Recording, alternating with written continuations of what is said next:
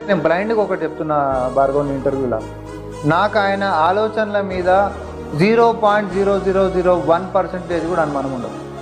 ఆయననే trouble shooter, ఆయననే అటాకరు, ఆయననే స్ట్రాటజిస్టు, ఆయననే అన్నీ. ఆయనకి ఏ సమయంలో ఏం చేయాలి, ఎట్లా చేయాలి అనేటటువంటిది ఒకడు నేర్పేటటువంటిది కాదు. ఇంకోడోడో సలహాలు ఇస్తే మాత్రమే ఆయన మార్చుకొని ఆ సలహాల ప్రకారం పోయేటోడు, అంతకంటే కాదు. అట్లా ఎవరన్నా గిట్ట అనుకుంటే మాత్రం అది తప్పు.